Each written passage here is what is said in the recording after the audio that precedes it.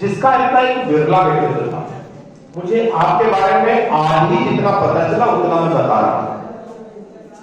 मुझे यह पता चला कि मुझसे पूर्व वक्ता सुभाषिनी जी ने कहा कि चंद्रशेखर जी इस बात के ऋणी थे कि उनके संघर्ष के काल में 11 रुपए, 21 रुपए, 51 रुपए का सहयोग लगातार आदरणीय देवीदत्त अग्निहोत्री जी का उन्हें प्राप्त हुआ।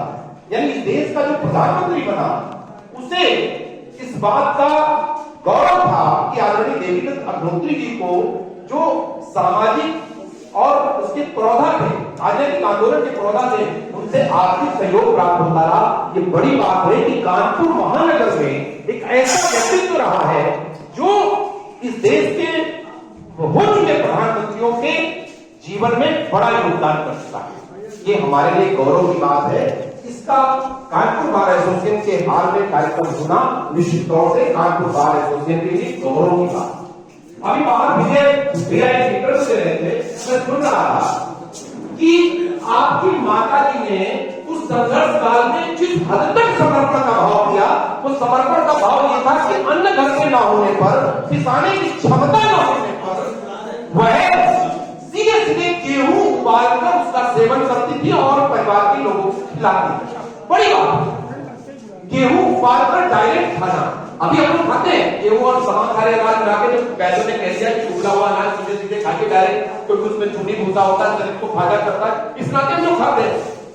लेकिन उन परिस्थितियों में उसका सेवन करना और उसके बाद अपने पति की अनुचरी के रूप में उनका सहयोग करना, ऐसे परिवार के व्यक्ति विजय अग्निहोत्री जी हम लोगों के बीच में हैं।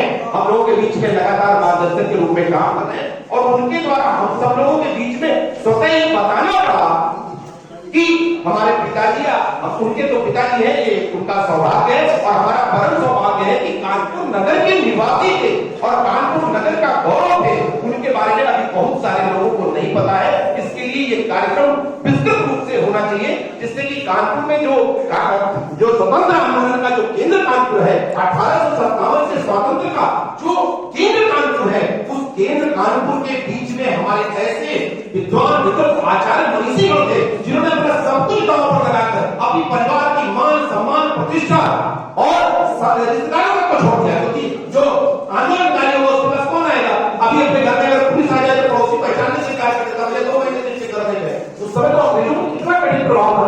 इन परिस्थितियों में उन्होंने सब कुछ झेलकर अपने परिवार के साथ पूरी तरह अन्याय करते हुए, तत्कालीन अन्याय करते हुए, आज की परिस्थिति में अपने परिवार को दशा दिशा देते हुए ये बताया कि मैं तुम्हारे परिवार का अंग नहीं हूं, इस समाज का हिस्सा हूं, इस देश का हिस्सा हूं, इस देश का ऋण है, इस राज धर्म के नाते मैं तुमको भी वह समर्पण देने के लिए मजबूर कर रहा हूं जिस समर्पण की आवश्यकता है। यह राज धर्म उन्होंने अपने बेटे को सिखाया।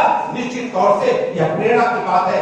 आज तो जो राजनीतिक परिदृश्य है, उस परिदृश्य में नेता का बेटा इसलिए शासक होना चाहता है क्योंकि वह नेता का बेटा है, वह इस नाते नहीं होना चाहता कि उसने पिता के साथ जो कष्ट झेले हैं उसका उत्तराधिकारी होने की योग्यता उसके अंदर है, इसलिए उसको योग्यता क्रम में आगे लाया जाए। जो विदली परिस्थितियां हैं, निश्चित तौर से परिवार से ही समाजवाद का उदय होता है।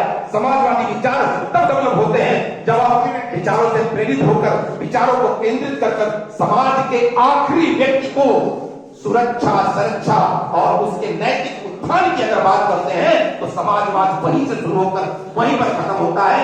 निश्चित तौर से मैं देवीदत्त जी को श्रद्धांजलि देते हुए केवल इतना निवेदन करूंगा कि आज इस मंच से कोई ऐसी बात न की जाए जो किसी राजनीतिक दृष्टिकोण के आप ऊपर आधारित है। आज जो भी श्रद्धांजलि हमें देनी है, जो भी चर्चा करनी है, आदरणीय देवीदत्त जी अग्निहोत्री के व्यक्तित्व कृतित्व और उनकी की गई उपलब्धियों और उनके प्रेरणा किए गए जो कार्य हैं उन पर चर्चा की जाए। क्योंकि अगर राजनीतिक परिदृश्य पर बात की जाएगी, तमाम सारे मुद्दों पर बात की जाएगी तो बात दूर तक जाएगी, किसी को अच्छी लगेगी, किसी को खराब लगेगी। इसलिए आज हम लोग पूर्णतः आदरणीय देवीदत्त जी अग्निहोत्री जी के पूर्णतः समर्पित व्यक्तित्व पर चर्चा करें। मैं इन्हीं शब्दों के साथ अपनी बात समाप्त करता हूँ। हम सबने कुछ न कुछ किया है।